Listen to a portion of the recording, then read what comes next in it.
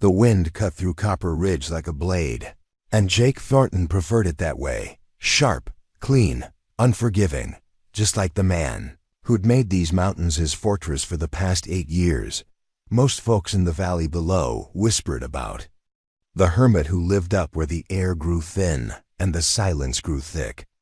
They'd see his lone figure on horseback, cutting across the ridgeline at dawn, and they'd wonder what drove a man to choose solitude over society.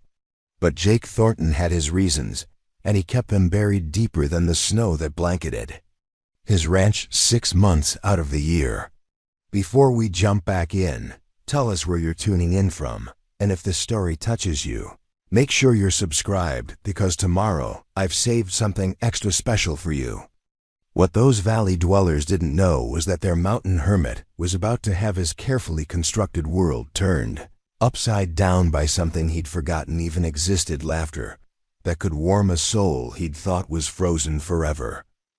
The Kenku. Morning started like every other morning for the past 3,000 days. Jake rolled out of his narrow bunk at precisely 5:15, pulled on the same worn leather boots he'd been wearing since Clinton was president, and stepped onto the porch of his cabin to survey his domain. 1,200 acres of rugged Montana. Wilderness stretched before him, unmarked by power lines, cell towers, or the complications that came with other human beings. His nearest neighbor lived 14 miles down a winding dirt road that turned into a mud pit every spring and a frozen death trap every winter. That's exactly how Jake liked it. The morning ritual never varied. Check the horses, all 4 of them, each one chosen for stamina over beauty. Inspect the fence lines that kept his small herd of cattle from wandering into bear territory. Split enough firewood to last through the day. Eat the same breakfast of black coffee, scrambled eggs, and whatever meat he had hanging in the smokehouse. By 7:30, he was in the saddle, making his daily patrol of the property lines. The work wasn't necessary. Nobody was fool enough to trespass this far up the mountain, but routine was what kept a man sane when the nearest human voice was a 2-hour ride away. Jake had perfected the art of solitude. He could go weeks without speaking a single word aloud, communicating with his animals through clicks, whistles, and the occasional grunt. His supplies came from monthly trips to Millerville, the closest thing to civilization within 100 miles, where he'd load up his truck with enough canned goods, ammunition, and diesel fuel to last until the next trip. The people in Millerville knew him as the quiet man who paid cash, spoke when spoken to, and never lingered. They'd tried in the beginning to draw him into conversation about weather or politics or the price of beef. But Jake had a way of looking through people rather than at them, and eventually they learned to respect his silence. What they didn't know was that Jake Thornton hadn't always been a ghost. 15 years ago, he'd been a different man entirely, one who laughed at his own jokes, who knew every customer by name at his family's hardware store in Billings, who looked forward to Saturday nights and Sunday mornings with equal enthusiasm. That man had died along with Sarah Thornton on a rain-slicked highway outside of Great Falls, when a drunk driver decided that red lights were merely suggestions. Jake had walked away from the wreckage with nothing but a scar along his jawline and a heart that stopped beating for anything that mattered. The insurance money had bought him this mountain, this isolation, this carefully maintained distance from everything that could hurt him again. Up here, the only heartbreak came from cattle prices and equipment failures, problems that could be solved with money or muscle. Not the kind that reached inside your chest and rearranged your organs, but this particular morning, as Jake guided his bay gelding along the eastern boundary, something was different. A thin column of smoke was rising from the old Peterson place, the abandoned homestead that sat on the next ridge over. The Peterson family had given up on mountain life back in the 90s, and the property had sat empty ever since, slowly surrendering to weather and wildlife. Jake reined in his horse and pulled out the binoculars he kept in his saddlebag. Through the lenses he could make out fresh tire tracks in the dirt, a pile of split firewood that hadn't been there the day before, and his jaw tightened children's toys scattered in the front yard. Someone had moved into the Peterson place. For most people, new neighbors might be cause for curiosity or even celebration. For Jake Thornton, it felt like a violation. His carefully constructed buffer zone had been breached. The nearest source of human complication had just moved 13 miles closer. He spent the rest of the morning riding the perimeter of his property, checking sight lines and calculating just how much of his daily routine would now be visible to prying eyes. By noon, his mood had darkened considerably. By evening, he'd convinced himself that whoever had moved in would last exactly one winter before reality sent them scurrying back to whatever suburban paradise they'd fled. Mountain life wasn't a game. It wasn't some romantic fantasy about living off the grid and finding yourself in nature's embrace. It was ice-cold water pipes and generator failures and medical emergencies that were 6 hours away from the nearest hospital. It was months of isolation that could drive a person to talking, to fence posts and naming the ravens that picked through your garbage.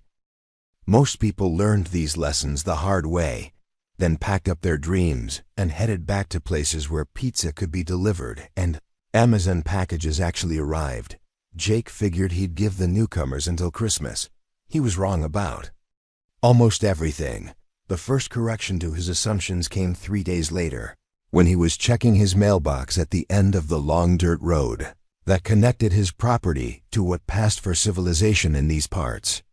A woman was walking toward him, moving with the kind of purposeful stride that suggested she'd been walking mountain roads her entire life. She was tall, probably 5'8", with auburn hair pulled back in a practical ponytail and clothes that looked like they'd been chosen for function rather than fashion. Work boots, faded jeans, a flannel shirt that had seen better decades. But it was her face that caught Jake off guard. Even at a distance, he could see the kind of bone structure that would have stopped traffic in Paris or Milan, the kind of natural beauty that didn't need enhancement or advertisement. She was also carrying what appeared to be a homemade pie.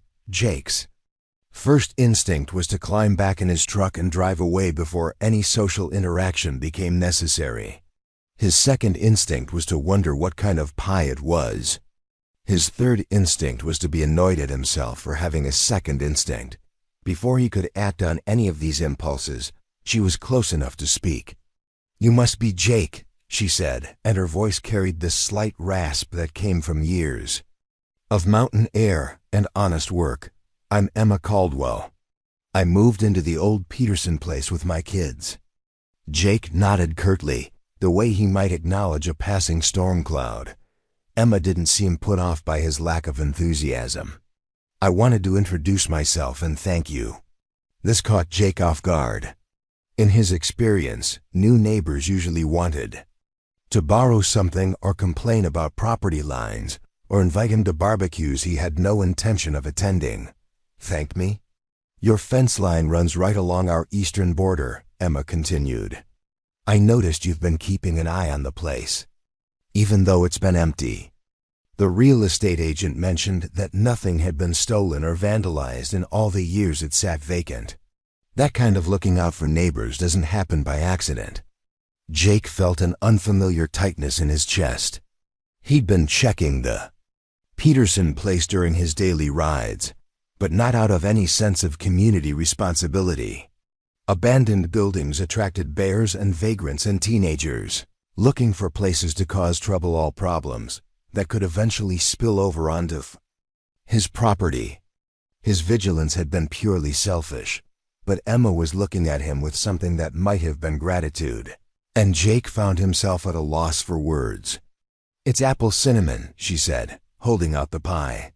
"I figured if you were going to be our closest neighbor, we should probably start off on the right foot." Jake stared at the pie as if it might explode. When was the last time someone had made him something? When was the last time someone had considered him worth the effort of sugar and flour and the warmth of their kitchen? "I don't," he started, then stopped. What exactly was he trying to say? That he didn't eat pie? That he didn't accept gifts? That he didn't want neighbors who baked things and walked miles down dirt roads just to be friendly? All of those things were true, but saying them out loud would make him sound like the kind of bitter hermit that parents used to scare their children. "Thank you," he managed, accepting the pie with the same enthusiasm he might show for a rattlesnake. Emma smiled, and something shifted in the air between them. Not the weather. The wind was still cutting down from the peaks with its usual indifference. But something warmer, something that made Jake want to take a step backward. "The kids are pretty excited about having adventures up here," she continued. "Lily's 8 and Ben's 11, and they've been city kids their whole lives. I think they're expecting to see bears and eagles, and maybe catch their own fish for dinner." Jake nodded again, though his brain was processing the information in ways he didn't entirely understand. Children. She had children. Children meant noise and chaos, and the kind of unpredictable energy that could shatter the careful quiet he'd built around his life. "They'll learn," he said, though he wasn't sure if he meant they'd learn to love the mountain, or they'd learn to leave it. "I hope so." Emma's smile widened, and Jake caught a glimpse of something that might have been mischief. "I also hope you don't mind if they occasionally wander over to watch you work. They've never seen a real working ranch before." Preparing and narrating this story took us a lot of time, so if you are enjoying it, subscribe to our channel. It means a lot to us. Now back to the story. The request hit Jake like a physical blow. Children watching him, asking questions, expecting conversation, and maybe even kindness. The very thought made his skin crawl. "It's not safe," he said quickly. "Cattle can be unpredictable. Equipment's dangerous. It's not a place for kids." Emma's expression didn't change, but something in her eyes suggested she'd heard more in his words than he'd intended to share. "Of course," she said. "Safety first, but maybe someday, when you're not too busy ... She left the sentence hanging, the way people did when they were being polite about rejections they didn't entirely accept. Jake clutched the pie a little tighter and took a step toward his truck. "I should get going." "Sure. Thanks again for keeping an eye on things. I'll see you around." As Jake drove back up the mountain, the pie sitting on the passenger seat like an unexploded bomb, he tried to convince himself that the encounter had gone exactly as he'd hoped. He'd been civil but distant. He'd made it clear that he wasn't interested in neighborly relationships or children's adventures. He'd maintained the boundaries that kept his world safe and simple. But Emma Caldwell's smile kept intruding on his thoughts, and by the time he reached his cabin, Jake was annoyed to realize that he was actually looking forward to trying the pie. That night, as he sat at his small kitchen table, with a fork full of perfectly spiced apples and flaky crust, Jake Thornton began to suspect that his carefully ordered life was about to become significantly more complicated. He was right about that too. The pie lasted 3 days, which was 2 days longer than Jake had intended. He'd planned to eat one slice out of politeness and throw the rest to the ravens. But something about the combination of tart apples and warm cinnamon kept drawing him back to the kitchen each evening. By the 3rd night, he was scraping the last crumbs from the tin with the dedication of a man who'd forgotten what homemade anything tasted like. The empty pie tin sat on his counter for another week, a silent accusation. Returning it would require another encounter with Emma Caldwell, and Jake wasn't sure he was ready for that. Their brief conversation had left him feeling off balance in ways he couldn't name or fix. The problem was solved for him on a Thursday morning when he spotted 2 small figures near his southern fence line. Through his binoculars, he could make out a girl with braided hair and a boy who looked like he was trying to climb his fence post. Emma's children, apparently conducting their own exploration of the mountain. Jake's first reaction was irritation. He'd specifically told Emma that his ranch wasn't safe for children, and here they were, treating his property line like their personal playground. His second reaction was concern when he realized the boy Ben Emma had called him had managed to get himself tangled in the barbed wire that ran along the top rail of his fence. By the time Jake saddled his horse and rode down to investigate, the situation had progressed from concerning to potentially dangerous. Ben was stuck, all right, with wire wrapped around his jacket sleeve and one leg caught between the rails. The more he struggled, the more tangled he became. The girl Lily was standing beside the fence offering advice that wasn't particularly helpful. "Try twisting the other way," she suggested as Jake approached. "I tried twisting the other way," Ben replied through gritted teeth. "That's how I got my leg stuck." "Maybe if you took off your jacket." "I can't take off my jacket because the wire's wrapped around my arm." "What if I pulled on your feet?" "Don't pull on my feet." Jake dismounted about 20 feet away, not wanting to spook the children with his sudden appearance. In his experience, startled kids made poor decisions, and this situation didn't have room for any more poor decisions. "Morning," he called out, keeping his voice level and calm. Both children froze like deer caught in headlights. Lily recovered, first offering a gap-toothed smile that was equal parts charming and guilty. "Hi, Mr. Jake. Ben's stuck. I can see that." Jake approached slowly, the way he might approach a spooked horse. "How long has he been stuck? Maybe 20 minutes?" Ben's voice was tight with embarrassment and growing panic. "I was trying to see if I could touch the ground on the other side without actually crossing the fence, and then the wire grabbed me." Jake bit back what might have been a smile. The boy's logic was flawlessly childlike, technically not trespassing. "If your feet never touch the other side." "Well, let's see what we can do about that." Jake examined the situation with the practiced eye of someone who'd extracted countless cattle from similar predicaments. "I'm going to need you to hold very still while I work. Can you do that?" Ben nodded eagerly, clearly relieved that rescue was at hand. Jake pulled a pair of wire cutters from his saddlebag and began the delicate process of freeing the boy without either injuring him or destroying too much fence. It took 15 minutes of careful cutting and unwrapping, during which Lily provided a running commentary on everything from her brother's poor decision-making skills to the impressive size of Jake's horse. "What's his name?" she asked, apparently having decided that Jake was safe to talk to. "Whose name?" "Your horse." Jake glanced at the bay gelding, who was standing patiently with his reins ground tight. "Doesn't have one." Lily looked scandalized. "Every horse has to have a name. That's like a rule." "I don't name things," Jake replied, focusing on a particularly stubborn piece of wire. "Why not?" It was a simple question with a complicated answer. Jake had stopped naming things around the same time he'd stopped getting attached to things. Names implied relationships, and relationships implied the possibility of loss. "Just don't," he said instead. "Well, I think he looks like a Chester," Lily announced. "Can I call him Chester?" Before Jake could object, Ben let out a yelp as the last piece of wire came free and he tumbled backward onto the ground. "You okay?"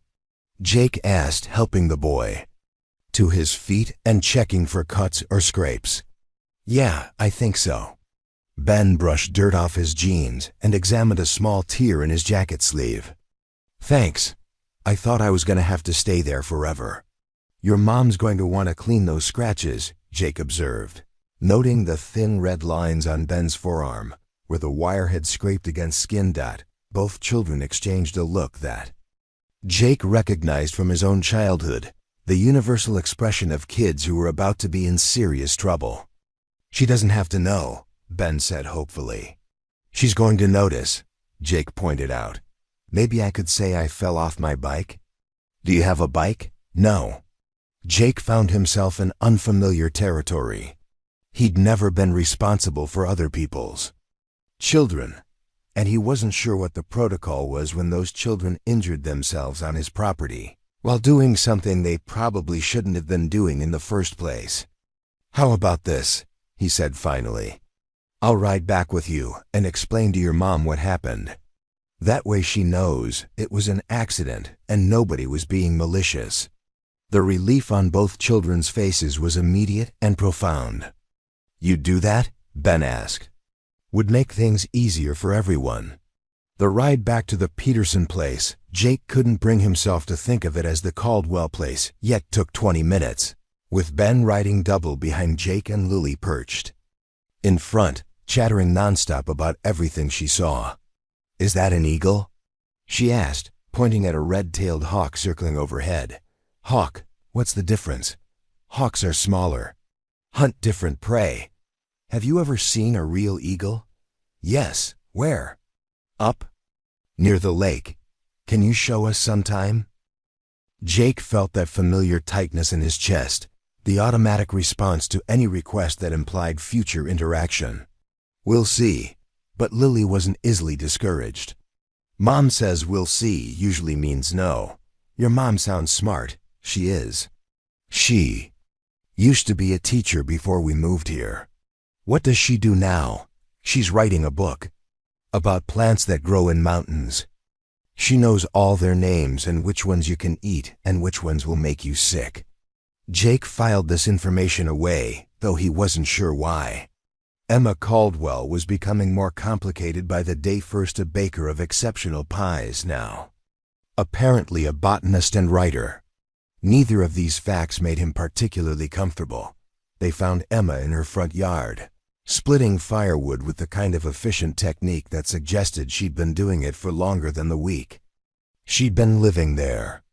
She looked up as they approached, and Jake watched her expression shift from pleased surprise to maternal concern as she took in Ben's torn jacket and scratched arm.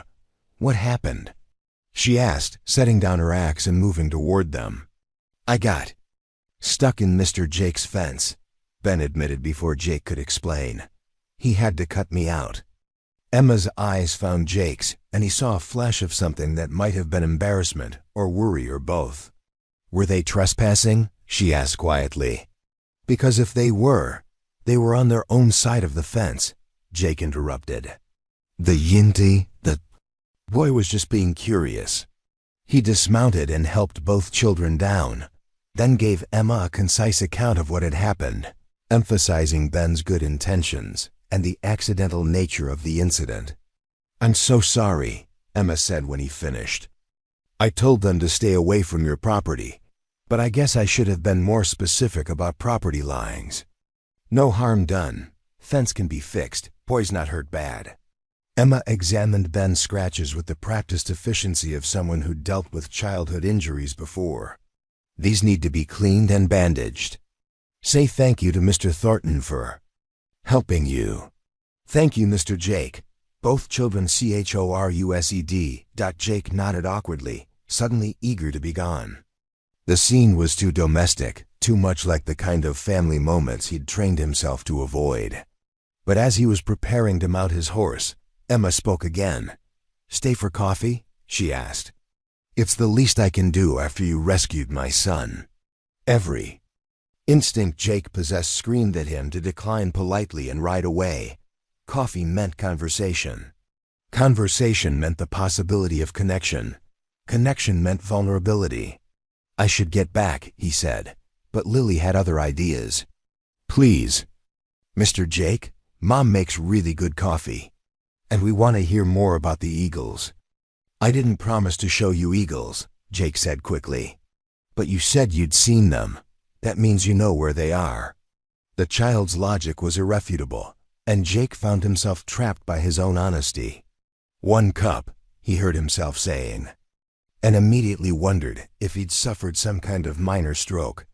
Emma's smile was radiant. "Wonderful. Kids, go wash up and let me take care of Mr. Thornton's horse." "You don't need to. I know my way around horses," Emma said, already reaching for the gelding's reins. "My dad raised quarter horses in Wyoming. I probably learned to ride before I learned to walk." Jake watched her run, experienced hands over his horse's neck and flanks, checking for heat or swelling with the automatic competence of someone who'd spent time in barns and paddocks. The bay gelding, who was usually suspicious of strangers, stood quietly under her touch. He's beautiful, Emma murmured. What's his name? Doesn't have one. Emma looked at him sharply. You don't name your horses? Don't. See the point. The point is relationships, connection. You can't have a real partnership with a creature you won't even dignify with a name. It was the longest speech she'd made in his presence, and also the most pointed. Jake felt like he was being criticized for something larger than his naming conventions. He knows who he is, Jake said defensively. Does he? Or does he just know what you want him to do? Before Jake could formulate an answer to that uncomfortable question, Emma had tied the horse to her hitching post and was heading toward the house. Come on in, she called over her shoulder. Coffee's already made. Emma Caldwell's kitchen was a revelation of organized chaos. Mason jars filled with dried herbs lined the windowsill, their handwritten labels revealing names Jake had never heard of: wild bergamot, ghostpipe, Rocky Mountain iris. Sketches of plants were tacked to a corkboard beside watercolor paintings that looked like they'd been done by children. Books were stacked everywhere: field guides, botanical texts, novels with worn spines that suggested frequent reading. It was the kind of lived-in space that Jake had forgotten could exist, where every surface told a story about the people who called it home. Sit anywhere, Emma called from the stove, where she was pouring coffee from a battered enamel pot. Fair warning, the furniture came with the house, so comfort isn't guaranteed. Jake chose a wooden chair that looked like it had survived several generations of mountain winters. Through the kitchen window, he could see Ben and Lily in the backyard, engaged in what appeared to be an elaborate game involving pine cones and a great deal of running in circles. They adapt fast, Emma said, following his gaze as she set a steaming mug in front of him. Last month they were complaining about not having Wi-Fi. Now they're inventing games that would have made perfect sense to kids 100 years ago. The coffee was strong and black, the way Jake preferred it, though he hadn't mentioned his preference. Emma poured herself a cup and settled into the king-ko chair across from him, wrapping her hands around the mug like she was trying to absorb its warmth. So, she said, how long have you been living up here? 8 years. Must get lonely. Jake took a careful sip of coffee, buying time. In his experience, people who said things like, must get lonely, were usually preparing to offer solutions to problems he didn't consider. I like the quiet. Emma nodded as if this made perfect sense. I understand that. Sometimes the noise of other people's lives can be overwhelming. There was something in her tone that made Jake look at her more carefully. Emma was staring out the window at her children, but her expression had shifted to something distant and maybe a little sad. What brought you up here? He asked, then immediately regretted the question. He didn't want to know about Emma Caldwell's motivations or circumstances. He didn't want to understand what had driven her to choose isolation over community, but Emma seemed willing to answer. My husband died 2 years ago, she said simply. Heart attack. He was 34. Jake felt that familiar tightness in his chest, the automatic response to other people's grief. I'm sorry. The kids and I stayed in Denver for a while, thinking we needed to maintain normalcy or whatever. But everywhere we went, there were reminders: his favorite restaurant, the park where he taught Ben to throw a baseball, the grocery store where he'd run into colleagues and spend 20 minutes talking about work projects that suddenly didn't matter anymore. She paused to take a sip of coffee, and Jake found himself waiting for her to continue. I realized we weren't healing, we were just existing, going through the motions of a life that didn't fit us anymore. So I started looking for somewhere we could start over, somewhere that would be ours instead of ours -1. Jake understood that arithmetic better than he wanted to. The mathematics of loss, where familiar places became daily reminders of subtraction. The kids weren't thrilled about leaving their friends, Emma continued. But I think they knew we needed something different. And when we drove up here to look at the house, Lily said it felt like the beginning of an adventure instead of the end of something. And you? did it feel like to you? The question surprised Jake as much as it seemed to surprise Emma. He wasn't in the habit of asking people about their feelings, but something about the way she'd described her decision made him curious about her perspective. Emma was quiet for a long moment, considering, like exhaling after holding your breath. For 2 years. Jake knew exactly what she meant, though his own experience had been the opposite. Coming to the mountain had felt like holding his breath indefinitely, creating a space where nothing could touch him, or change him, or hurt him again. What about you? Emma asked. What brought you up here? Jake's automatic response was forming something brief and discouraging that would end this line of conversation, but Emma's honesty seemed to demand something more authentic in return. Lost my wife, he said finally. Car accident. How long ago? 15 years. Emma's eyebrows rose slightly. And you've been up here for 8 years. What did you do with the other 7? It was a good question, one that Jake rarely allowed himself to think about. Those 7 years had been a blur of attempted normalcy, keeping the hardware store running, going through the motions of the life he and Sarah had built together, slowly dying inside while everyone around him expected him to heal and move on. Tried to stay in the world, he said. Didn't work out. The world can be a harsh place when you're grieving, Emma said quietly. People want you to be better on their timeline, not yours. Jake nodded, surprised by how precisely she'd identified something he'd never been able to articulate. The well-meaning friends who'd suggested it was time to start dating again. The customers who'd grown uncomfortable with his silence, who'd started taking their business elsewhere because grief made them nervous. Up here, nobody expects anything, he said. Except maybe your new neighbors, Emma said with a small smile. Jake felt a warning bell go off in his head. This conversation had already gone deeper than he'd intended, revealing more than he was comfortable sharing. Emma Caldwell had a way of asking questions that made him want to answer honestly, and that was dangerous territory. I should get going, he said, standing up from the table. Of course. Thank you again for helping Ben, and for explaining what happened. I would have worried all day if I'd just seen the scratches without context. Jake nodded and headed for the door, but Emma's voice stopped him. Jake? She was still sitting at the table, but she'd turned to face him. If you ever want company for dinner or just someone to talk to, the invitation's open. No pressure. No expectations. Just ... if you ever want. The offer hung in the air between them, generous and terrifying in equal measure. Jake felt his chest tighten with the familiar panic that came with any suggestion of ongoing human contact.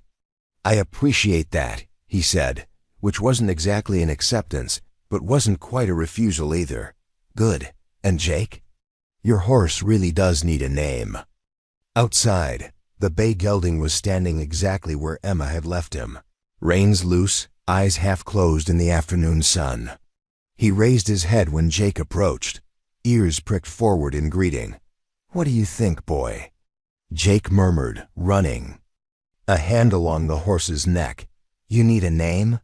The gelding snorted softly and nudged Jake's shoulder with his nose. Yeah, I didn't think so either. But as Jake mounted and turned toward home, he found himself thinking about Emma's words. Partnership. Connection. The difference between knowing who you were and knowing what was expected of you. The ride back to his cabin usually took 25 minutes, but today Jake found himself taking a longer route, one that wound through the high meadows where the last of the summer wildflowers were making their stand against the approaching autumn. He told himself he was checking for signs of early snow or predator activity, but the truth was simpler. He wasn't quite ready to return to his solitary routine. The afternoon light was slanting golden across the peaks when he finally reached his property, and Jake spent longer than necessary untacking and grooming the gelding. The horse stood patiently through the extra attention, occasionally turning his head to watch Jake work. Chester, Jake said experimentally, and the horse's ears flicked forward. What do you want to be called? It was a ridiculous conversation to be having with a horse, but the mountain had witnessed stranger things. And there was something appealing about the idea of having a name that had been chosen by a gap-toothed 8-year-old who thought every creature deserved the dignity of identification. That evening, as Jake sat on his porch watching the stars emerge in the darkening sky, he found himself thinking about Emma's kitchen, the organized chaos of it, the evidence of lives being actively lived rather than simply endured.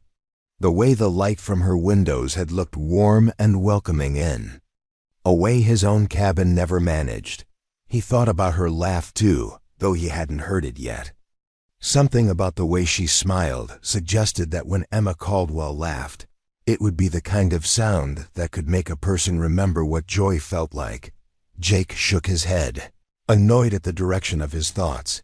Emma Caldwell was his neighbor, nothing more.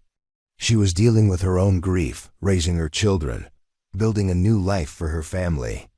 She didn't need a broken-down hermit, complicating her fresh start with his own unresolved issues. But as he headed inside to his empty cabin, Jake couldn't shake the memory of sitting in her kitchen, drinking coffee and talking about loss and healing and the difference between existing and living. For the first time in 8 years, his routine felt less like comfort and more like limitation. The thought should have worried him more than it did. 3 days later, Jake was repairing the section of fence where Ben had gotten tangled when he spotted a familiar figure walking along the ridge. Emma was moving slowly, stopping frequently to examine plants and make notes in a small journal. She had a canvas bag slung over her shoulder and what looked like a magnifying glass in her hand. Jake watched her work for several minutes, noting the methodical way she documented whatever she was finding. There was something mesmerizing about her complete absorption in the task, the way she seemed to see details in the landscape that he'd never noticed despite 8 years of daily observation. Against his better judgment, Jake found himself walking toward her. Finding anything interesting? He called when he was close enough to speak without shouting. Emma looked up, startled, then smiled when she saw him. Jake, I was hoping I'd run into you. Look at this. She held up a small plant with delicate purple flowers that Jake had probably stepped on 1,000 times without noticing. Rocky Mountain penstemon, Emma said, her enthusiasm evident. It's supposed to be rare at this elevation, but there's an entire colony of them growing along this ridge. This could be significant for the botanical survey I'm working on. You're doing a survey? For the state. They're documenting plant communities at different elevations to better understand how climate change is affecting mountain ecosystems. I get to spend the next 2 years hiking around and cataloging every plant I find. Emma's face was animated in a way Jake hadn't seen before, lit up with the kind of passion people had for work that felt more like calling than obligation. Sounds like the perfect job for someone who chose to live in the middle of nowhere, Jake observed. It really is. Though I have to admit, having a neighbor who knows the territory doesn't hurt. I don't suppose you'd be willing to share some local knowledge? Jake felt that familiar tightness, the automatic resistance to any request that implied ongoing involvement. But Emma was looking at him with such genuine enthusiasm that his usual deflection got stuck somewhere in his throat. What kind of local knowledge? Water sources mostly. And maybe areas where you've noticed unusual plant communities. I'm particularly interested in places where different ecosystems meet, meadows that border wetlands, that sort of thing. Jake considered this. He did know the mountain better than anyone, probably better than the previous inhabitants had known. 8 years of daily exploration had given him an intimate understanding of seasonal changes, water patterns, and the subtle variations in plant life that most people missed. And Emma wasn't asking for emotional support or social interaction. She was asking for information, which was something he could provide without compromising his carefully maintained boundaries. There's a seep about 2 miles north of here, he said finally. creates a microhabitat. Lots of plants there that don't grow anywhere else on the mountain. Would you be willing to show me? The question was casual, but Jake could see the hope in Emma's eyes. And despite every instinct that told him to keep his distance, he found himself nodding. Tomorrow morning work for you? Jake arrived at Emma's place at 7:30 the next morning, earlier than he'd intended but later than he'd been awake. He'd spent the pre-dawn hours second-guessing his decision to offer guidance, constructing elaborate scenarios where the expedition would go wrong. And he'd be responsible for Emma's safety in terrain that could turn deadly without warning. The morning air carried the bite of approaching autumn, and frost glittered on the meadow grass like scattered diamonds. Chester Jake had finally surrendered to the name during a moment of weakness the night before, stamped impatiently, his breath forming small clouds in the cold air. Emma emerged from her cabin, dressed in layers that suggested she understood mountain weather, carrying a backpack that looked professional rather than recreational. Behind her, Ben and Lily appeared in the doorway, still in pajamas but clearly hoping for inclusion in whatever adventure was about to unfold. "Can we come?" Lily called out, her voice carrying the eternal optimism of children who believed every adult expedition could be improved by their presence. "Not this time, sweetheart," Emma replied. "Mr. Jake and I are going to places that might not be safe for kids. But maybe next time." Jake felt a flicker of panic at the casual way Emma assumed there would be a next time, but he pushed the feeling aside. Today was about showing her the seep, nothing more. A simple exchange of information that would satisfy her scientific curiosity and fulfill his neighborly obligation. "How far is this place?" Emma asked as she approached Chester. "About 2 hours on foot, rough terrain." "I brought my own horse," Emma said, gesturing toward the small paddock behind her cabin, where a compact paint Mari stood watching them with intelligent eyes. "Hope that's okay." "I figured it would be faster than hiking." Jake nodded, though he was secretly relieved. Hiking with Emma would have meant 2 hours of conversation each way, plus whatever time she needed for her research. On horseback, they could focus on navigation and terrain rather than personal topics. Emma disappeared into her barn and emerged leading the paint Mar, already saddled and ready to go. The horse was older but well-maintained, with the kind of steady temperament that suggested she'd seen plenty of mountain trails. "This is Rosie," Emma said, running an affectionate hand along the Mare's neck. She belonged to the previous owners, but they were willing to sell her when they realized. "I knew my way around horses. We've been getting acquainted." "She looks sound," Jake observed, noting the Mare's clean legs and bright eyes. "Former ranch horse from Wyoming.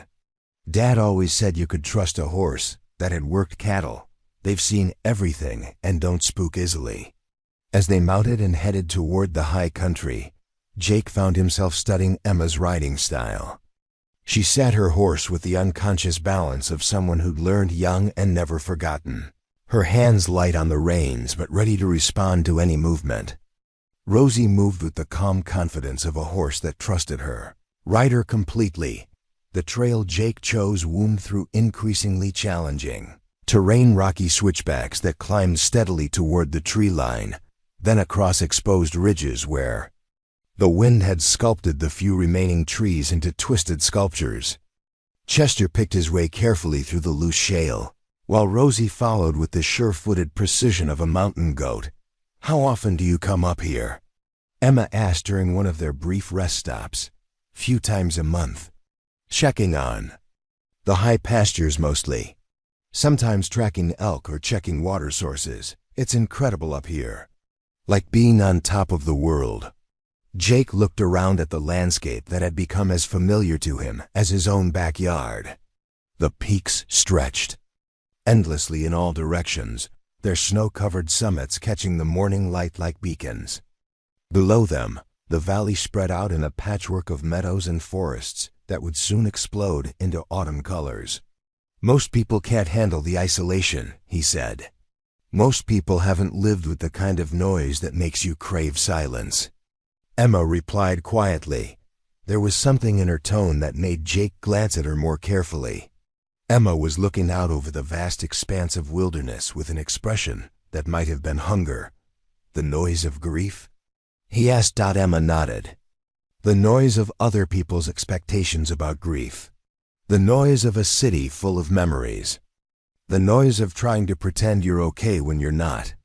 Jake understood that noise intimately. The well-meaning friends who'd wanted to help him heal on their timeline. The customers who'd grown uncomfortable with his silences. The constant pressure to perform normalcy when normal had died along with everything that mattered. Up here, nobody expects anything, he said, echoing his words from their conversation in her kitchen. Except maybe survival, Emma said with a small smile. They continued climbing, the trail becoming more treacherous as they approached the seep.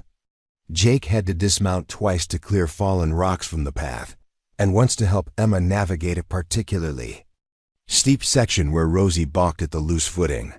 Sorry, Emma said as Jake steadied her horse. She's still learning to trust my judgment about mountain terrain. Smart horse.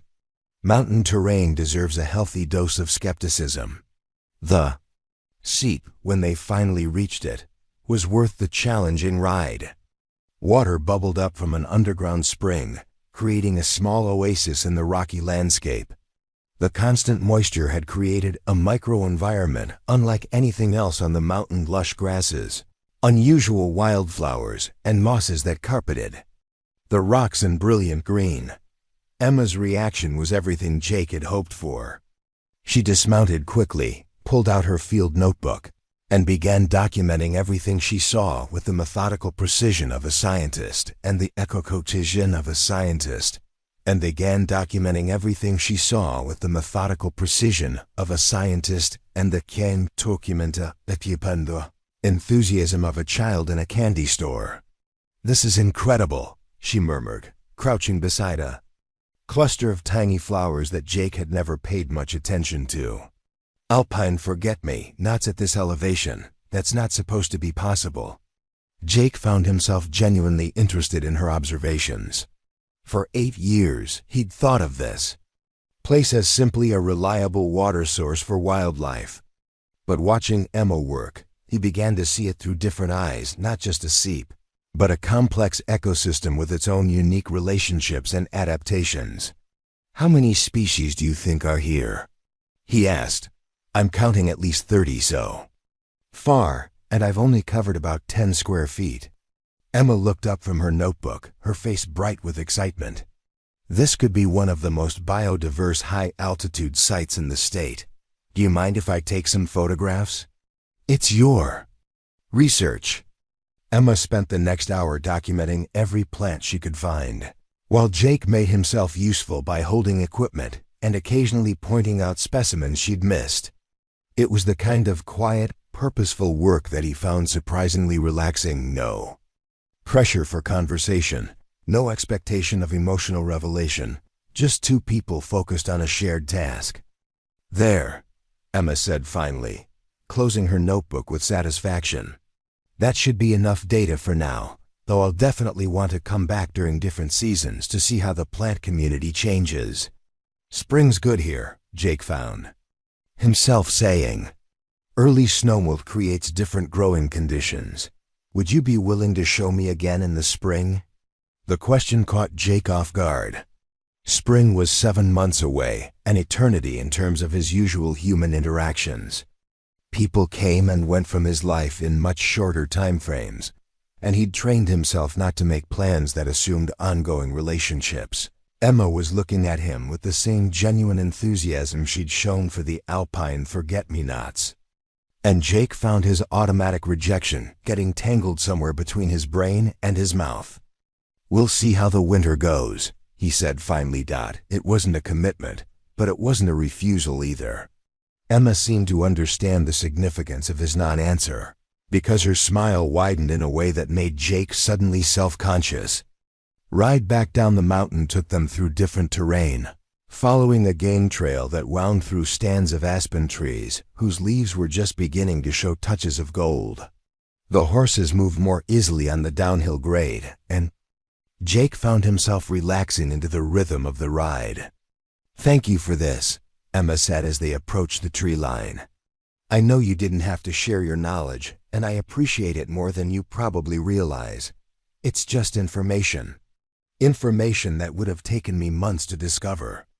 On my own, if I ever found it at all. That seep is going to be a significant part of my research."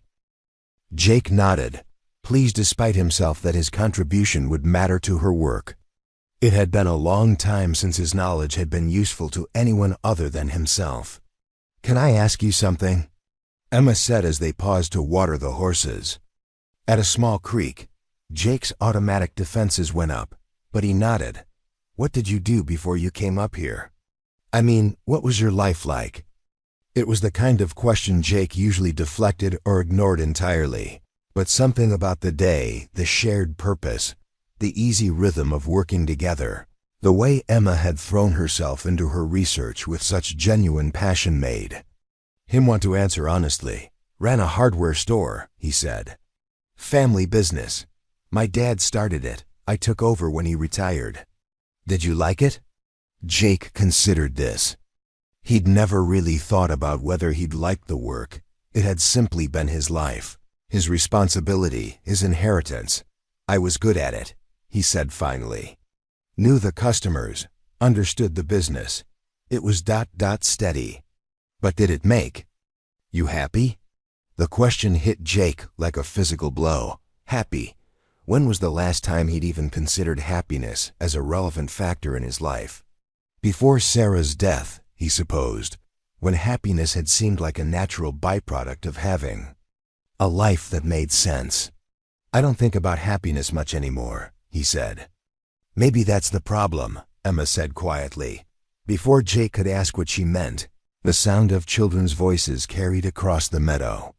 Ben and Lily were running toward them, apparently having spotted their approach from the cabin. "How was it?"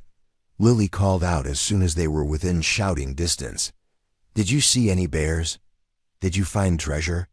"Better than treasure," Emma replied, dismounting and giving her daughter a hug. "We found plants that aren't supposed to exist. At that elevation." "That's not better than treasure," Ben pointed out with the devastating logic of an 11-year-old. "It is if you're a scientist," Emma said. "Sometimes the most valuable discoveries are the ones that change what we think we know about the world." As Jake watched Emma explain her research to her children, he found himself thinking about her. Question: maybe that's the problem. What if happiness wasn't something that happened to you, but something you chose to pursue? What if the careful isolation he'd built around his life wasn't protection but prison? The thought was dangerous enough that Jake pushed it aside, but it lingered at the edges of his consciousness as he said goodbye to the Caldwell family and rode Chester back toward his own cabin. That evening, as he sat on his porch watching the sunset paint the peaks in shades of rose and gold, Jake found himself thinking about the seep through Emma's eyes. The way she'd seen complexity where he'd seen simplicity, discovery where he'd seen routine. For the first time in years, Jake wondered what else he might be missing by looking at the world through the lens of his own isolation. What other discoveries might be waiting for someone willing to see familiar things with fresh eyes? The question followed him into sleep and was still waiting when he woke the next morning. Persistent as the mountain wind and twice as unsettling, October arrived with a vengeance, bringing temperatures that dropped 20 degrees overnight and the first serious snowfall of the season. Jake woke to find 3 inches of powder covering his porch and his breath visible inside the cabin. A sure sign that winter was announcing its intentions early this year. His first thought, surprisingly, was whether the Caldwell family was prepared for mountain winter. City people had romantic notions about snow that usually evaporated around the time their pipes froze or their heating system failed. Emma seemed more competent than most newcomers, but competence and experience were different things entirely. Jake spent his morning splitting extra firewood and checking his generator, then found himself riding Chester down the mountain toward Peterson Place. He told himself he was simply being neighborly, a responsible longtime resident checking on the newcomers before the weather turned. Truly dangerous. What he found when he arrived challenged every assumption he'd made about Emma Caldwell's preparedness. For mountain life, she was on her roof, wearing a safety harness and wielding a hammer with the confidence of someone who'd done this before. A pile of shingles sat beside her, and she was methodically replacing damaged sections with quick, efficient movements. Ben and Lily were in the yard below, stacking firewood with the kind of focused energy that suggested they'd been assigned specific quotas to meet. The woodpile Jake could see was already larger than what most families used in an entire winter. "Morning," Jake called up to Emma, who looked down from her perch with a smile that was part greeting and part triumph. "Perfect timing," she replied. "I'm almost done with this section, but I could use someone to spot me while I check the chimney." Jake dismounted and tied Chester to the hitching post, noting that Emma had already installed snow stakes around her property and secured loose items that could become projectiles in high winds. Either she'd done extensive research on mountain living, or she'd had help from someone who knew what they were doing. "You've done this before," he observed as Emma climbed down from the roof with practiced ease. "Wyoming winters," she explained, unbuckling her safety harness. "My dad believed that anyone who lived on a ranch should be able to maintain their own roof, fix their own plumbing, and split their own wood. Gender was irrelevant when the nearest repair service was 3 hours away." Jake found himself re-evaluating Emma yet again, the competent botanist, the devoted mother, the woman who could apparently handle a hammer as skillfully as she could identify rare alpine plants. "Looks like you're well prepared for winter," he said, getting there. "Though I have to admit, I'm a little nervous about what happens when the real snow starts."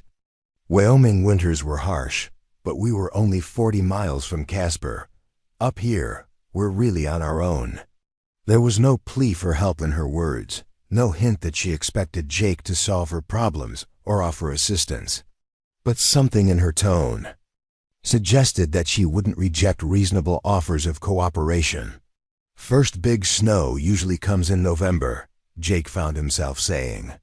"When it does, you'll want to check your roof daily. Weight builds up fast, and these old houses weren't designed for modern snow loads." "Good to know. Anything else I should watch for?" Jake looked around at her preparations, mentally cataloging potential problems. "Your generator's in good shape?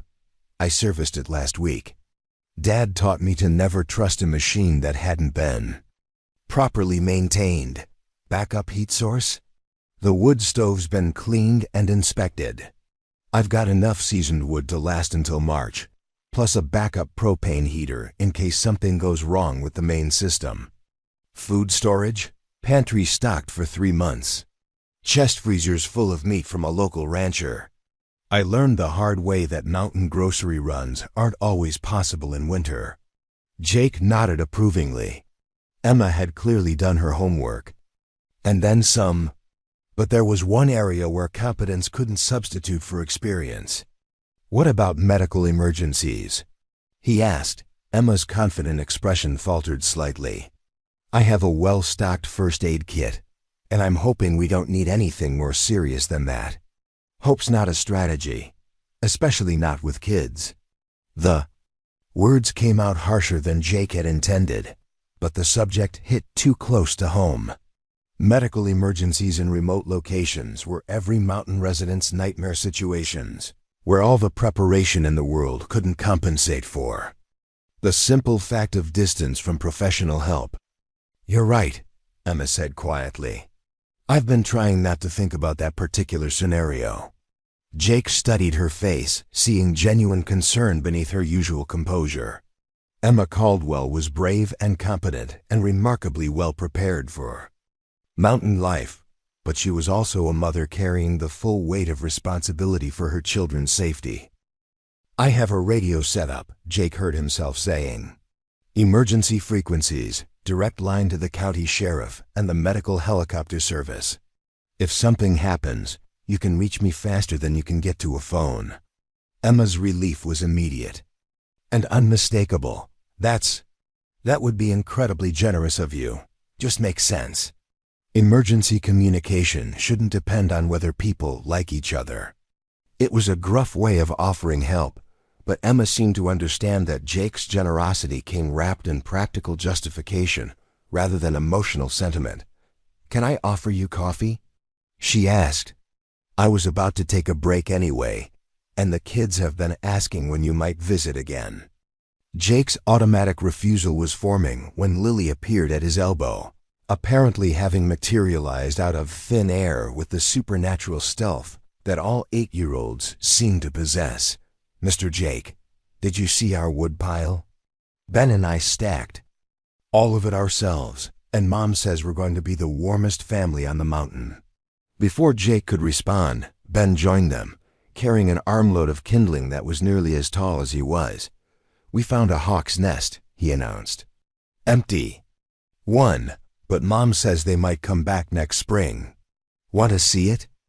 Jake found himself surrounded by enthusiastic children and their mother's expectant smile, and his usual escape routes seemed to have vanished. Coffee, it turned out, was inevitable. Emma's kitchen was warmer than Jake remembered, heated by the wood stove that dominated one wall and scented with cinnamon and something that might have been homemade bread. The children settled at the table with mugs of hot chocolate while the adults claimed the chairs by the window. "So what's the real story about mountain winters?" Emma asked once they were settled. "I've read all the guides and talked to everyone I could find, but I have a feeling there are things that don't make it into the official advice." Jake sipped his coffee and considered how much honesty Emma could handle. Mountain winters separated the prepared from the merely optimistic with ruthless efficiency. "First thing you need to understand is that everything takes longer when it's cold," he said. "Simple tasks like feeding animals or checking equipment become major undertakings when you're dealing with ice and snow and temperatures that can freeze exposed skin in minutes." Emma nodded, taking notes in the small journal she seemed to carry. "Everywhere. The second thing is isolation. Not just physical, though that's real enough when the roads are impassable for weeks at a time, but psychological. Cabin fever isn't just a saying up here. It's a genuine mental health challenge. How do you deal with it? Routine, projects, staying busy."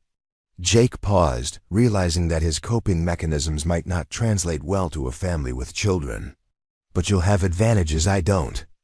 Kids adapt better than adults, and they'll keep you focused on their needs instead of your own discomfort. What about supplies? How do I know if I have enough of everything? Rule of thumb is to prepare for twice as long as you think you'll be isolated, then add 50%. And always have backup plans for your backup plans." Emma scribbled frantically, and Jake found himself sharing knowledge he'd accumulated through 8 years of trial and error.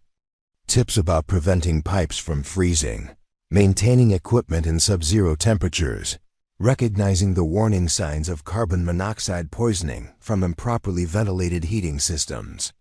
"One more thing," he said as Emma filled their coffee. Cups for the second time. "You'll want to establish check-in protocols with someone who can reach help if needed." Check-in protocols? Regular communication schedule. Daily radio contact, weekly supply runs when weather permits. Someone who knows your routine well enough to recognize when something's wrong. Emma was quiet for a moment, processing this information. Would you be willing to be that someone? The question hit Jake like a physical blow. Emma was asking him to take responsibility not just for emergency communication, but for her family's ongoing safety. It was the kind of commitment that implied relationship, connection, ongoing involvement in other people's lives. Everything in Jake's carefully constructed world screamed warnings about the dangers of such entanglement. But looking at Emma's face, seeing the vulnerability beneath her competent exterior, he found those warnings losing their power. "Daily radio check at 8 a.m., he heard himself saying. "Missed 2 calls in a row, and I come looking." Emma's smile was radiant with relief and gratitude. Thank you. I can't tell you how much that means to me. Just practical safety measures, Jake said gruffly, but even he could hear how hollow the disclaimer sounded. The afternoon passed more quickly than Jake had expected. The children drew him into a discussion of local wildlife that turned into an impromptu natural history lesson. Emma shared stories from her botanical research that revealed both scientific expertise and genuine passion for her work. By the time Jake realized he should be heading home, the light was beginning to fade and the temperature was dropping toward what promised to be a genuinely cold night. Thank you for today, Emma said as he prepared to leave. For the winter advice, the emergency communication offer, all of it. I was more worried than I wanted to admit. Mountain life's challenging enough without trying to figure it out alone. As Jake rode Chester back up the mountain, he found himself thinking about the afternoon's conversation. For the first time in years, he'd shared practical knowledge not because someone had paid him for it, but because sharing it mattered to someone he was beginning to care about. The realization should have terrified him. Instead, it felt like the first genuine warmth he'd experienced since moving to the mountain. That night, as Jake tested his radio equipment and programmed Emma's frequency into his emergency communication system, he acknowledged something he'd been avoiding for weeks. Emma Caldwell and her children were no longer simply neighbors to be tolerated. They were becoming people whose welfare mattered to him. The knowledge was dangerous and exhilarating in equal measure. For 8 years, Jake had built his life around the principle that caring led to loss, that connection inevitably resulted in heartbreak. But Emma's laughter echoing from this afternoon seemed to suggest that maybe, just maybe, the risk might be worth taking. Outside his cabin windows, the first snow of the season continued to fall, blanketing the mountain in silence and promise. Winter was coming, with all its challenges and dangers and long, isolated nights. But for the first time since he'd moved to the mountain, Jake wasn't facing it entirely alone. The blizzard hit on a Tuesday in late November, arriving with the kind of ferocity that reminded mountain residents why the old-timers used to winter in town. Jake woke to wind that sounded like freight trains and snow falling so thick he couldn't see Chester's paddock from his kitchen window. His radio crackled to life at exactly 8 a.m. Jake, this is Emma, daily check-in. We're all fine here, though.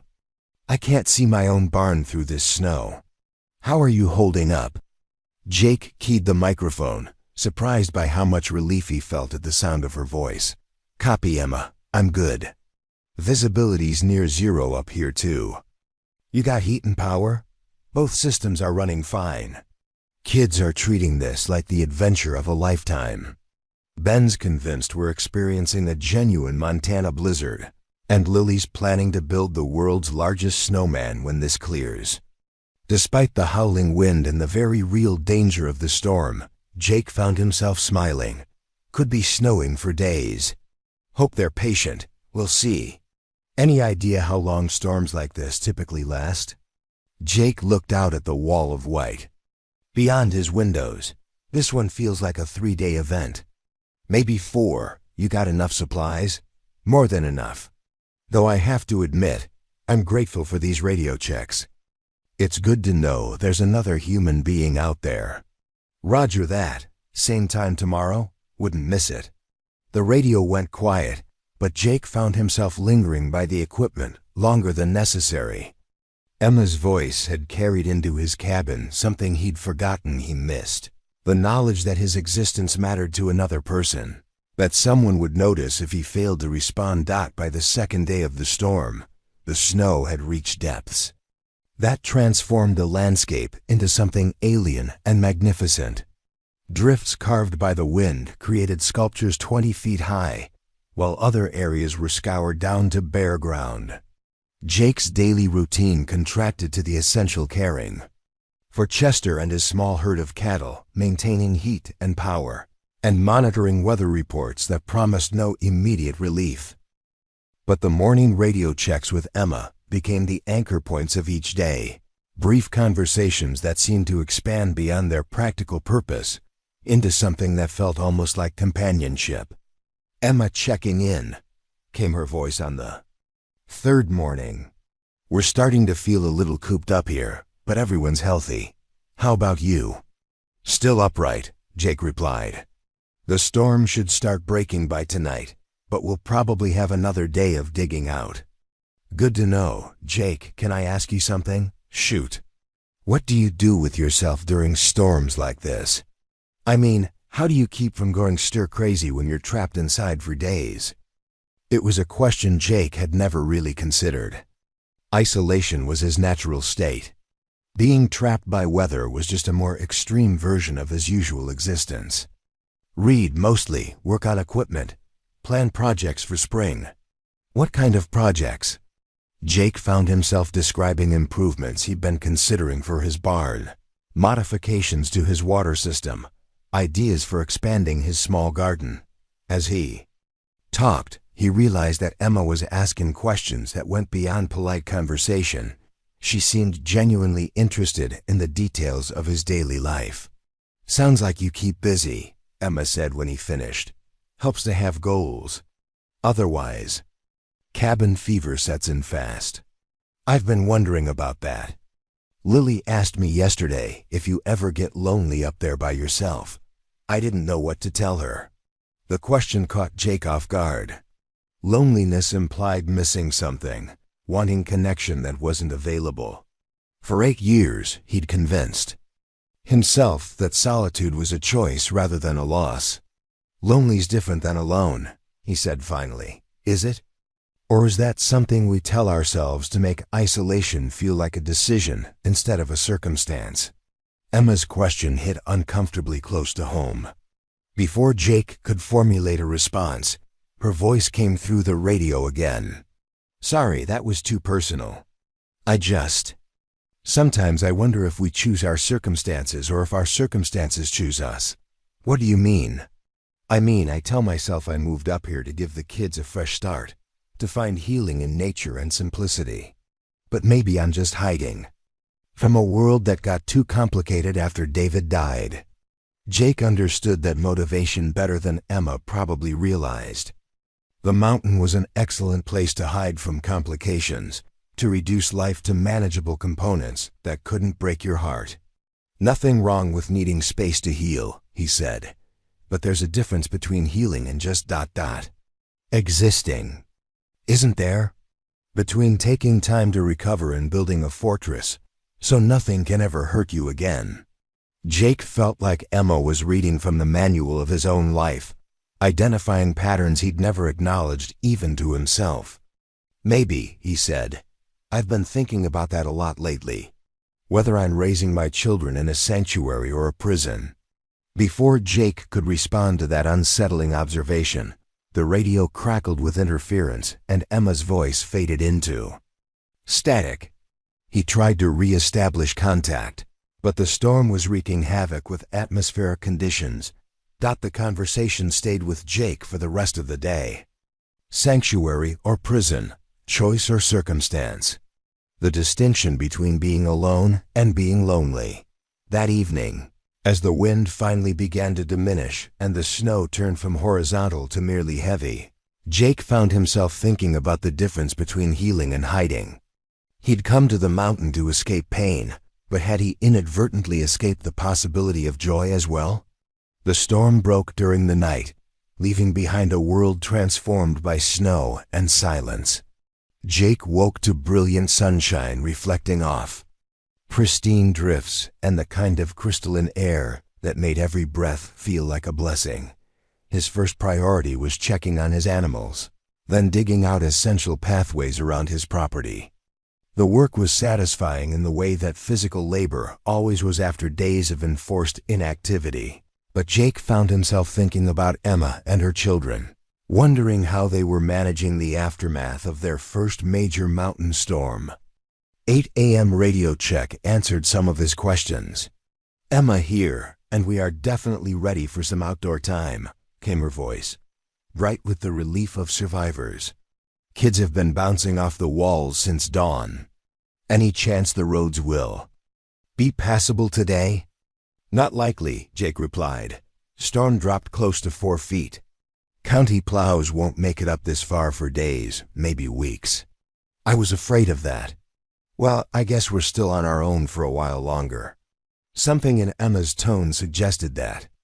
The isolation was beginning to wear on her, despite her family's apparent resilience. You need anything? Jake asked. Supplies, equipment? We're fine for necessities. It's just ... The kids are going a little crazy without being able to run around properly. Our yard's buried under snowdrifts, and I'm not comfortable letting them wander too far from the house. Jake considered this. Children needed space and activity, especially after being confined for days. His own property had areas that would be safer for exploration, open meadows where visibility was good and terrain was relatively predictable. Want to bring them up here for the afternoon? He heard himself saying. More room to run around, and I could use help checking on my cattle anyway. The radio was silent for so long that Jake wondered if he'd lost the connection again. When Emma's voice finally came through, it carried surprise and something that might have been pleasure. Are you sure? I know you value your privacy. Kids need exercise. Besides, they might learn something useful about mountain animals. They would love that. What time works for you? Give me an hour to clear some paths. Then come on up whenever you're ready. As Jake ended the radio conversation, he wondered what had possessed him to issue the invitation. His property had been his sanctuary for 8 years, a place where no other human voices intruded on his carefully maintained quiet. But the thought of Emma and her children trapped in their small cabin, restless and cabin-fevered, had overridden his usual protective instincts. Maybe it was time to discover whether his sanctuary could accommodate guests without losing its essential peace. An hour later, Jake watched 3 figures making their way up the snow-covered trail toward his cabin. Emma was breaking trail, with Ben and Lily following in her footsteps, all of them moving with the exaggerated care of people navigating unfamiliar terrain. This is incredible, Lily called out when they were close enough for conversation. It's like a whole different world up here. She wasn't wrong. The storm had transformed Jake's familiar landscape into something magical, trees bent under the weight of snow, drifts sculpted into fantastic shapes, and an expanse of unmarked white that stretched to the horizon. Can we make snow angels? Ben asked, eyeing a particularly pristine section of meadow. After we check on the animals, Jake replied. They've been stuck in the barn for 3 days. They're probably as eager for outdoor time as you are. Leading the Caldwell family to his barn felt strange and significant in ways Jake couldn't quite articulate. This was his domain, the heart of his daily routine, and he'd never shared it with visitors before. But watching Ben and Lily's reactions to his small herd of cattle made the invasion of privacy seem worthwhile. Their excitement was infectious, their questions endless, their fascination with farm life entirely genuine. Do they have names? Lily asked, reaching tentatively toward a gentle old cow who was happy to accept attention. That's Bessie, Jake found himself saying, surprising himself by using the name he'd always thought, but never spoken aloud. She's the herd matriarch. Been with me longer than any of the others. And that one? Ben pointed to a younger bull who was eyeing the visitors with mild curiosity. Duke, Jake replied, realizing that he'd apparently been naming his animals all along, just never admitting it to himself or anyone else. Emma caught his eye over the children's heads, and her smile suggested she understood the significance of this revelation. Looks like you're not as immune to relationships as you pretend to be, she said quietly.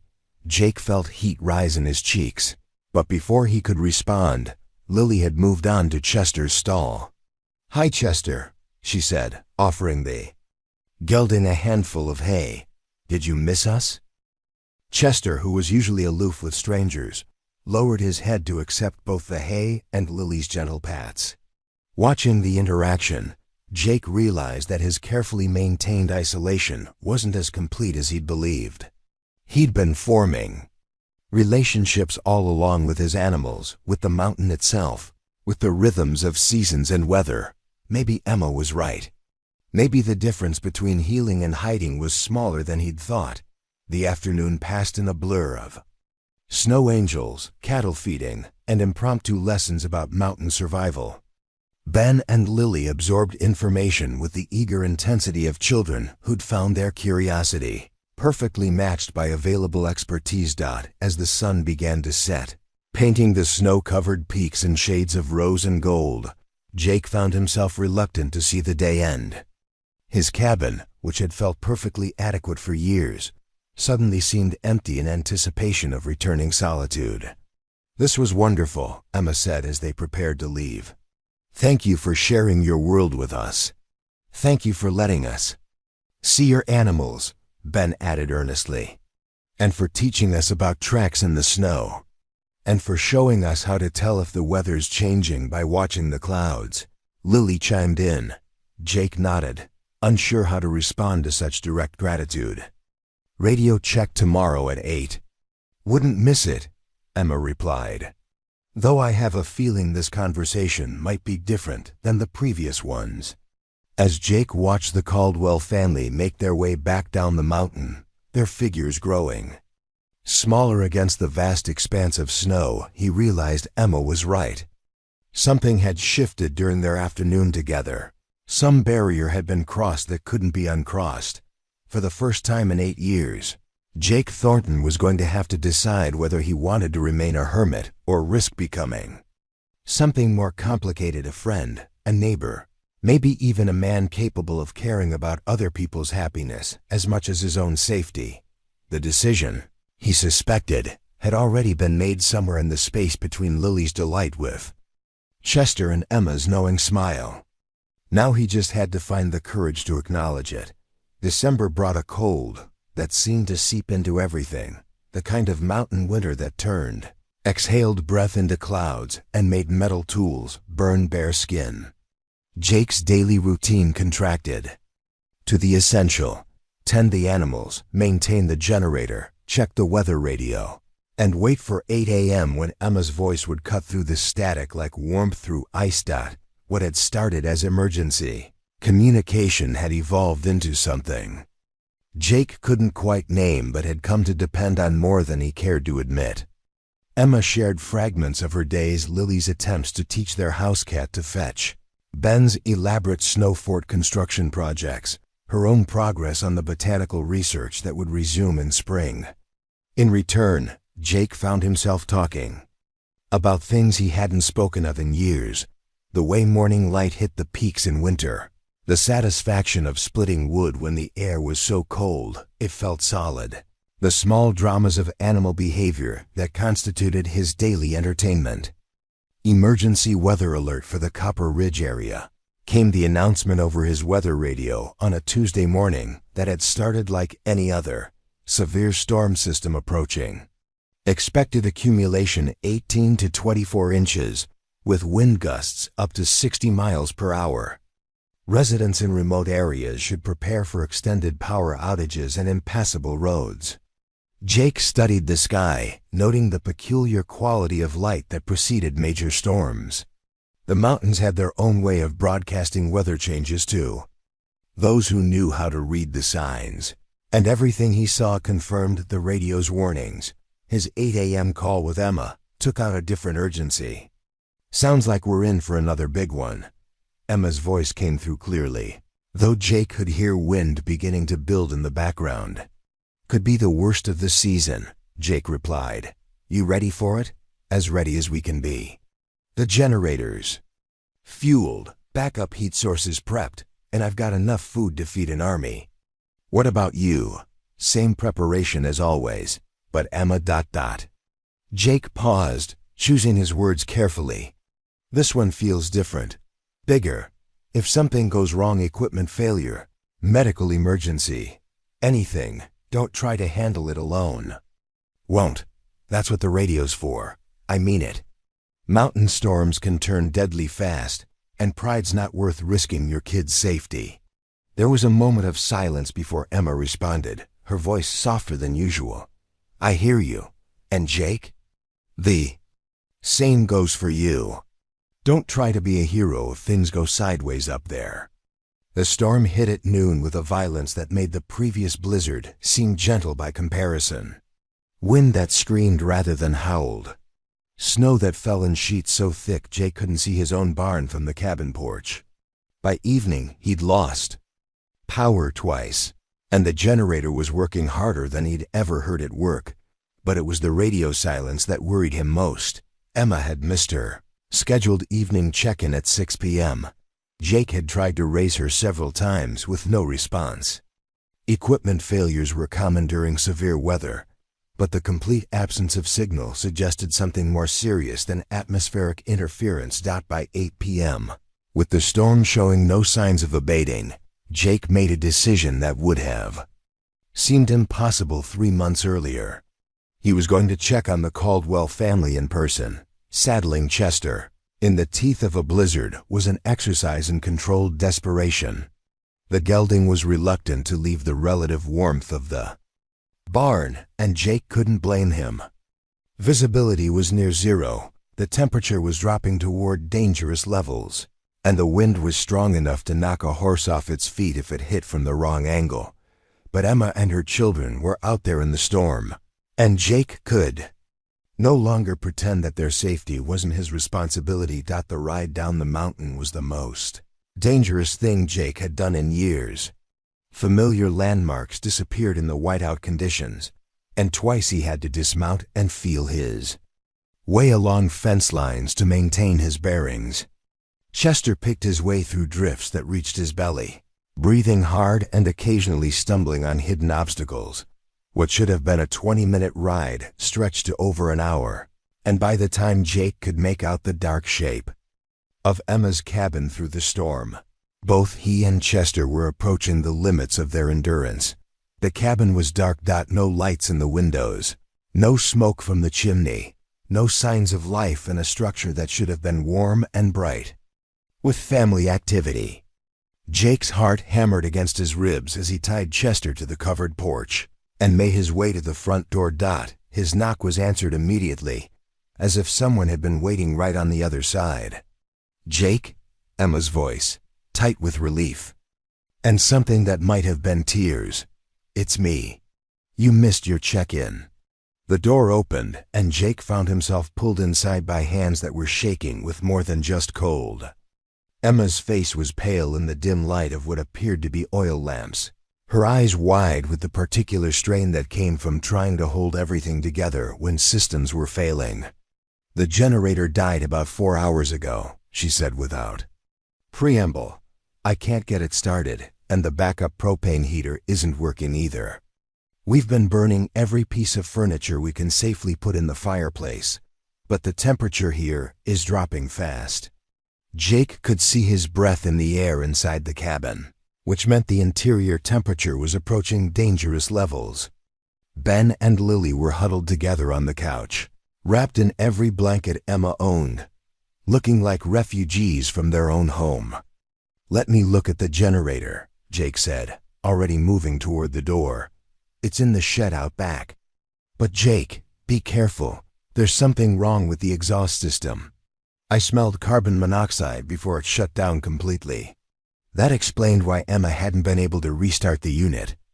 Carbon monoxide leaks were deadly serious, especially in enclosed spaces during winter when ventilation was limited. Jake spent 20 minutes in Emma's equipment shed, working by flashlight while the storm raged around him. What he found confirmed his worst fears. The generator's exhaust pipe had come loose from its housing, probably due to thermal expansion and contraction during temperature swings. Exhaust gases had been venting into the shed instead of outside, creating a potentially lethal situation. The repair was straightforward but time-consuming. Jake had to disassemble part of the housing, replace damaged gaskets, and reinstall the exhaust system with proper sealing. By the time he finished, his hands were numb despite his gloves, and The storm showed no signs of letting up, but when he hit the generator's start switch, the engine turned over immediately, settling into the steady rhythm that meant reliable power. Back inside the cabin, Jake found Emma attempting to coax more. Heat from a fire built with chair legs and old magazines. The children were still huddled on the couch, but they looked up hopefully when they heard the generator's familiar hum. "You fixed it," Ben said, his voice carrying the particular relief of a child who'd been trying not to be scared. "Just a loose connection," Jake replied, though they all knew it had been more serious than that. "Should be good for the rest of the winter. How can we ever thank you?" Emma asked, and Jake could see tears of relief in her eyes. "If you hadn't come when you did ... That's what neighbors do," Jake said gruffly, uncomfortable with gratitude for actions that felt like basic human decency. But Emma shook her head. "No, that's what friends do. Neighbors might check on you when it's convenient. Friends risk their lives riding through blizzards because they're worried about your safety." The word friends hung in the warm air of the gradually heating cabin, carrying weight that went far beyond simple neighborly concern. Jake felt something shift in his chest, some long-frozen mechanism grinding back to life. "You can't ride back in this storm," Emma continued, practical concerns overriding emotional revelations. "It's too dangerous, and Chester looked exhausted when you arrived." Jake glanced toward the windows, where the storm continued its assault with undiminished fury. Emma was right. Attempting the return trip tonight would be foolish to the point of suicidal. "I'll bed down on your couch," he said. "Be gone first thing in the morning." "Absolutely not. You'll take the guest room, and Chester can stay in our barn. It's the least we can do." Before Jake could object, Lily had launched herself from the couch and wrapped her arms around his waist in a hug that nearly knocked him over. "Thank you for saving us, Mr. Jake," she said, her voice muffled against his coat. "I was scared the house was going to get too cold and we'd have to sleep with Rosie in the barn." Over Lily's head, Jake caught Emma's eye and saw something there that made his breath catch. Gratitude, yes, but also something warmer and more complex, a look that suggested Emma Caldwell was seeing him not as the reluctant hermit who'd been forced into neighborly obligations, but as a man who'd chosen to risk his own safety for her family's welfare. The evening that followed was unlike anything Jake had experienced in his 8 years on the mountain.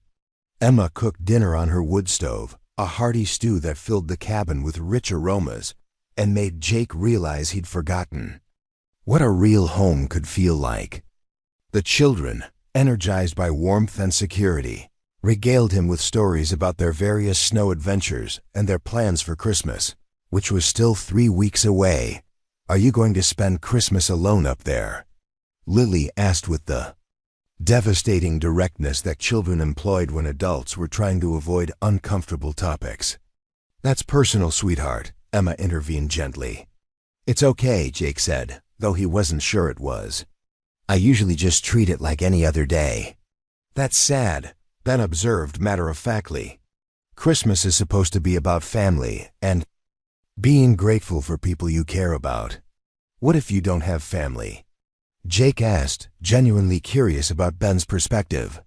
"Then you make family out of the people who matter to you," the boy replied with the wisdom of someone who'd learned hard lessons about loss and adaptation. Emma's sharp intake of breath was audible across the room, and when Jake looked at her, he saw that Ben's casual profundity had hit her as hard as it had hit him. Later, after the children had been tucked into bed and the cabin had settled into nighttime quiet, Jake found himself sitting with Emma by the fire, sharing a bottle of wine she'd produced from somewhere and talking about things they'd never discussed before. "Ben's right, you know," Emma said, staring into the flames. "About making family from the people who matter to you. Is that what you've done? Up here, I mean." Emma was quiet for a long moment, considering. "I'm trying to. It's harder than I thought it would be, learning to trust people again after losing someone who was supposed to be permanent."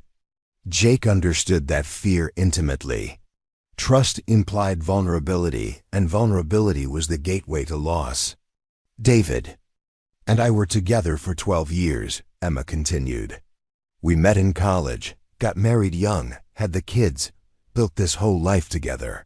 When he died, it wasn't just losing him, it was losing the future we'd planned, the security of knowing someone had your back no matter what. And now?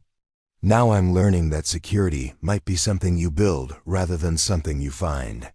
That maybe making family out of chosen people is stronger than relying on blood relatives or legal commitments. Jake sipped his wine, thinking about chosen family and the difference between isolation and independence. What about you? Emma asked. Do you ever think about building something new instead of just protecting what's left of something old? It was the kind of question that would have sent Jake fleeing 6 months ago. Too personal and too pointed for comfortable conversation. But sitting in Emma's warm cabin, having spent the evening as part of something that felt remarkably like family, he found himself wanting to answer honestly. I'm starting to, he admitted. Starting to think that maybe hiding from pain isn't the same thing as healing from it. Emma's smile was soft and knowing. That's the first step, isn't it? Admitting that there might be another way to live. Outside, the storm continued its assault on the mountain, but inside Emma's cabin, Jake felt something he'd forgotten was possible, the warmth that came from belonging somewhere, from mattering to people who chose to make space for you in their lives. For the first time in 15 years, Jake Thornton fell asleep thinking about possibilities instead of just survival. And if his dreams were filled with laughter and firelight, and the sound of children's voices calling him family, he chose not to question the wisdom of hoping for things he'd convinced himself he didn't need. Christmas Eve arrived with the kind of crystal-clear mountain morning that made the previous week's storms feel like distant memories. Jake stood on his porch, coffee steaming in the frigid air, watching the sun paint the snow-covered peaks in shades of rose and gold. The temperature was brutal 20 below according to his thermometer, but the sky was so blue it hurt to look at it directly. His radio had been silent for 3 days, not because of equipment failure or atmospheric interference, but because Emma had asked for some time to think after their conversation following the storm. Jake respected that request, but the silence felt heavier than any weather system he'd endured. In the 10 days since he'd spent the night at her cabin, Jake had replayed their conversation by the fire countless times. Emma's words about building security rather than finding it, about chosen family and learning to trust again, had lodged themselves somewhere between his chest and his throat, creating a constant ache that felt suspiciously like hope. But hope was dangerous territory for a man who'd spent 8 years perfecting the art of emotional self-sufficiency. Jake was contemplating another solitary Christmas, the 9th since Sarah's death, when he spotted movement on the trail below. 3 figures were making their way up the mountain, moving with the determined pace of people on a mission. Even at a distance, Jake recognized the Caldwell family's distinctive silhouettes.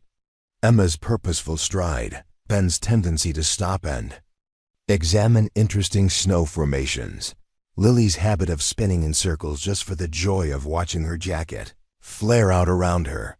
They were carrying something, packages wrapped in colorful paper, that stood out against the monochrome landscape. Like flags of celebration, Jake's first instinct was panic. He hadn't prepared for guests, hadn't bought presents, hadn't even acknowledged that Christmas existed beyond the date on his calendar.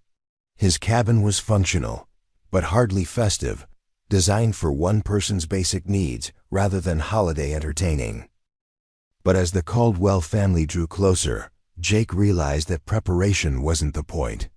They were coming to see him, not his housekeeping skills or his ability to recreate magazine-perfect holiday scenes. "Merry Christmas Eve," Lily called out. When they were within shouting distance, her voice carrying pure joy across the frozen landscape. "We brought presents," Ben added, hoisting a wrapped package that looked suspiciously like it contained baked goods. Emma said nothing until she reached Jake's porch, but her smile carried everything he needed to know about why they'd made the trek up the mountain on one of the coldest days of the year. "We decided," she said simply, "that you shouldn't spend Christmas alone." Jake felt something crack open in his chest, some ice-covered chamber that had been sealed for so long he'd forgotten it existed. "I don't have presents," he said, the words sounding inadequate even to his own ears. "We don't need presents from you," Emma replied. "We need you." "There's a difference." Inside Jake's cabin, the Caldwell family transformed his austere living space into something that resembled celebration. Lily arranged the packages under his small potted pinea, tree Jake had never thought of as anything more than a houseplant until she declared it perfect for Christmas morning. Ben started a fire in the wood stove that was twice as cheerful as any Jake had ever built. Emma unpacked what appeared to be enough food for a week-long celebration. "This is too much," Jake protested as she lined his counter with containers of cookies, homemade bread, and what looked like a complete Christmas dinner waiting to be heated. "This is what families do for each other," Emma said, meeting his eyes with steady certainty. "They show up. They share what they have. They make. Sure, nobody spends important days alone unless they genuinely want to. And do you?" Lily asked, settling cross-legged beside Jake's chair with the casual intimacy of a child who decided he belonged in her world. "Want to be alone for Christmas?" It was a simple question with a complicated answer. For 8 years, Jake had told himself that solitude on holidays was a choice, a preference, a logical response to loss. But looking at Lily's expectant face, at Ben's hopeful expression, at Emma's patient smile, Jake realized he'd been lying to himself. "No," he said quietly, "I don't want to be alone." Lily's grin was radiant. "Good, because we already decided. You're part of our family now, and families stick together on Christmas." The day unfolded with the unhurried rhythm of people who had nowhere else to be and nothing more important to do than enjoy each other's company. Ben discovered Jake's collection of books about local wildlife and appointed himself expert on mountain animal behavior. Lily convinced Jake to help her build a snow sculpture outside his cabin, an ambitious project that started as a snowman and evolved into something that might have been a horse or possibly an abstract representation of Chester. Emma moved through Jake's kitchen with the easy confidence of someone who understood that cooking was about nurturing rather than just feeding people.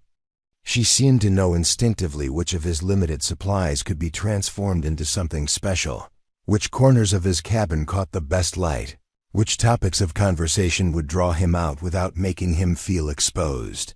"Tell me about Christmas when you were married," she said as they worked together to prepare dinner, her tone casual but her attention focused.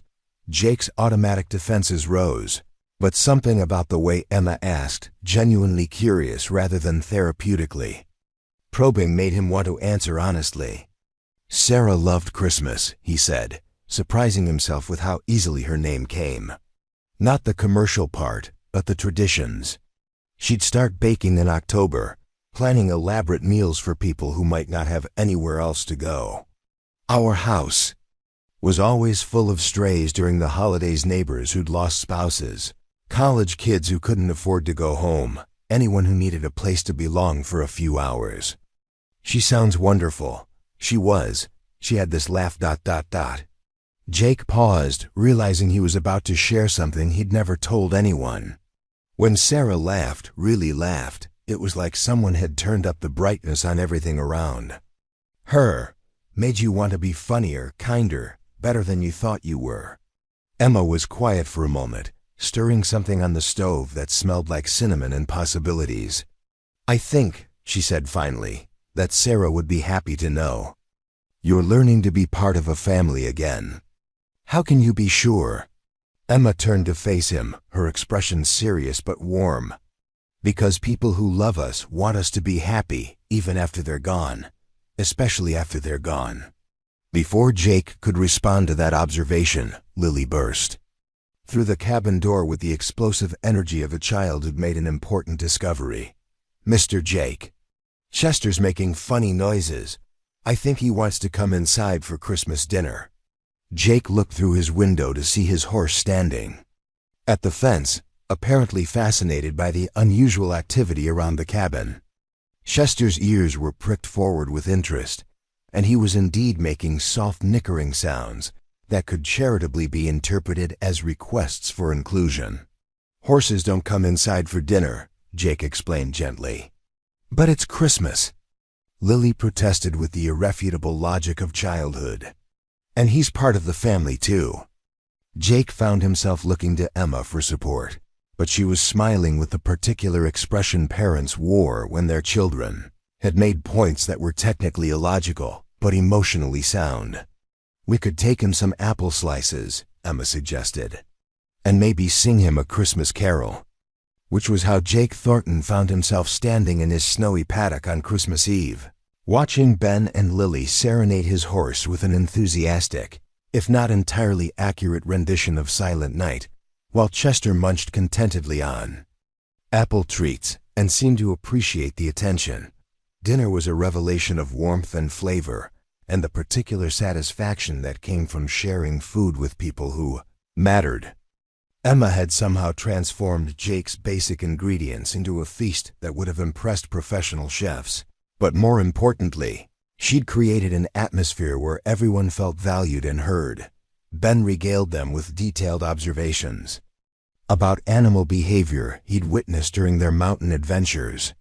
Lily described her plans for next summer's garden with the optimism of someone who believed anything was possible with enough enthusiasm and the right seeds.